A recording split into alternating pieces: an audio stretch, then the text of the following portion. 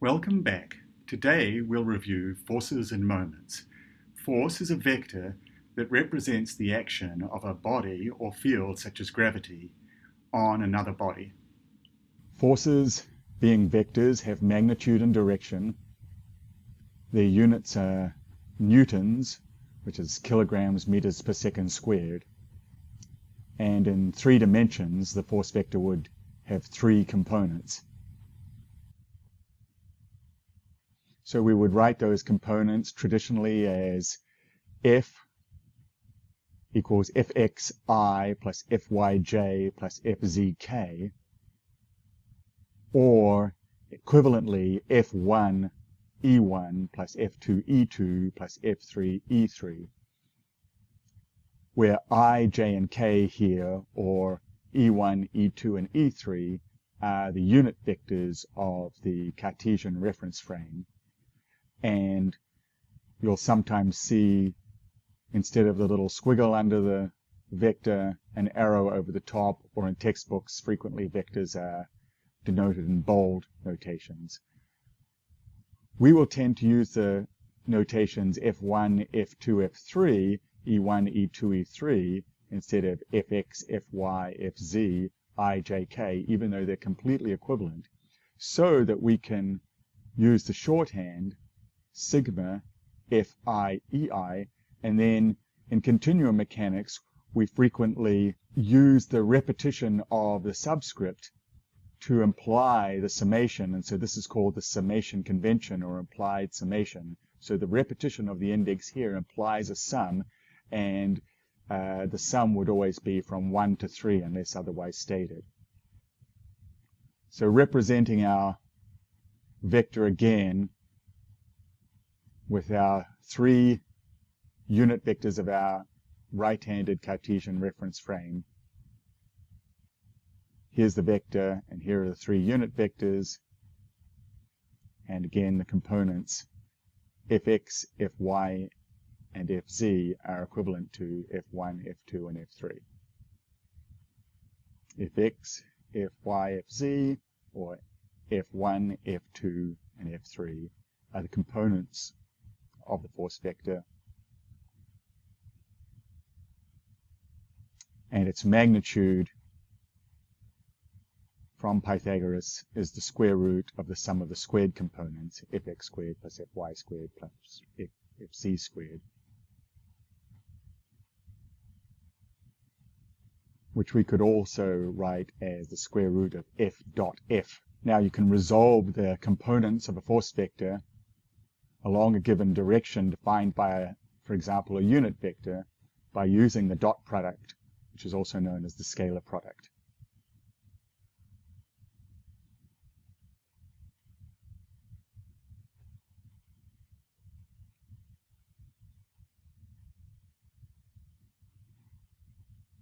In general, you could use the dot product to resolve the component of one vector with respect to the axis of another vector. For example, if we want to resolve the x component of the vector f, the force vector f, then we'll take the dot product with I, or E1. So here's the unit vector I of the x direction, the unit vector j of the y direction. Here's the vector f. We want to resolve this component fx. If the angle theta between f and I, then f dot I would be fx times 1, which is the x component of I, plus fy times 0, which is a y component of I, plus fz times 0, which is the z component of I, would be the magnitude of f times the cosine of theta, which is fx. Forces being vectors add according to the parallelogram rule for vector addition. So in this example, the sum of p, vectors p and q, if those were forces, would be the vector r, sometimes referred to as the resultant force. And just using vector addition, the components of r will be the sums of the components of p and q. So r1 E1 plus R2 E2 plus R3 E3 is R, where R1 is P1 plus Q1, R2 is P2 plus Q2, and R3 is P3 plus Q3. Now in statics and dynamics, we'll consider forces acting on a rigid body. And we can separate those into the internal forces, the forces that are holding the body together, which should balance out if there are no external forces. And external forces are due to the actions of other bodies or fields. For example, here we have a body sitting on a surface. There's a force, external force F applied to it in the right-handed direction, pulling it along this surface. It has a weight, so that's a force that is acting down on the surface, and there's a reaction force R of the surface pushing back up on the body, and then there's a friction force F that would be opposing motion.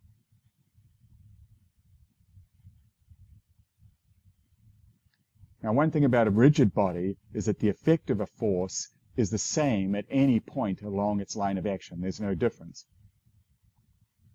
So in other words, a vector's origin doesn't matter, it's just its line of action. So if this is a body with the force vector F acting on it, and this is the line of action, that from a point of view of statics and dynamics is the same problem as if the force vector was acting on this side. Now, we have to keep in mind that if the body is deformable, as it will be when we consider continuum mechanics later, then this statement is no longer true. For example, if we push on a deformable body from either side, it's different from this situation here, where we're pushing and reacting at the same point. Because this situation would tend to deform the body. So that's a little bit about forces. The other quantity that we'll use in statics and dynamics that's very important are moments.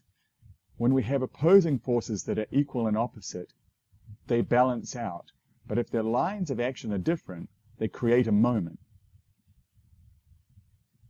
So a pair of equal and opposite forces shown here as F, and I guess we should call this one minus F, is a couple.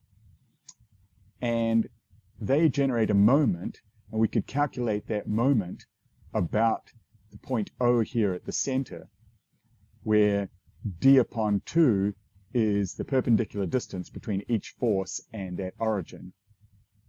The moment about a point, such as O, has a magnitude that is equal to the magnitude of the force times the perpendicular distance between the force and the origin. And so we label that m0, and that would be the magnitude of F times d upon 2 plus the magnitude of F times d upon 2. Now notice that even though this F is negative, they both tending to create a rotation in the same direction, so they add. And so we get the magnitude of F times d, which is the same as we would have got had we taken moments about any other point along this line.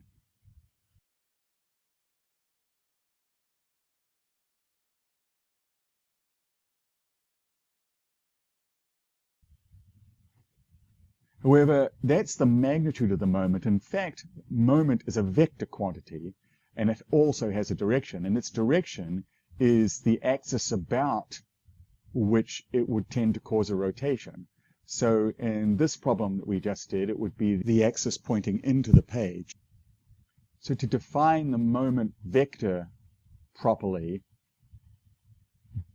about an origin O due to a force vector F, acting at a position that is a vector R from the origin, we'd have a situation like this. So here's our axis, here's our origin, here's our body, here's the force vector F acting on the body at the point here, and here's the vector R connecting O to that point of action. The angle that R makes with the line of action of F is theta and the perpendicular distance is d. The moment about O is a vector, and it's defined by the cross product or vector product of F and R. So MO equals R cross F. And if you recall from your vectors days, this will be the magnitude of R times the magnitude of F times the sine of the angle between them, which would be the magnitude of F times D as we got before. And as I mentioned, the direction of the vector is perpendicular to the plane that contains R and F. So in this case, perpendicular to the plane of the page. And you define the direction of that perpendicular such that, according to the right-handed rule, the rotation that the moment would produce would be about that axis of the vector. So in this case, the axis is pointing into the page, and a right-handed rule will therefore cause, that moment would therefore cause a clockwise rotation about the origin. Now you might be wondering, since I just told you that the point of action of a force doesn't matter, how I can define the moment in terms of a vector that is defined by the difference between the origin and the point of action of the force. Well, if you think about it, had I changed that point of action, I would have changed the angle. The cross product would have been the same. It's still really the perpendicular distance that matters. So the cross product rule for defining the moment works regardless of the point of action, because it really only depends on the line of action on the perpendicular distance. So now that's a brief review of forces and moments and how we add vectors and dot products and cross products. These are some of the things that you may wish to review.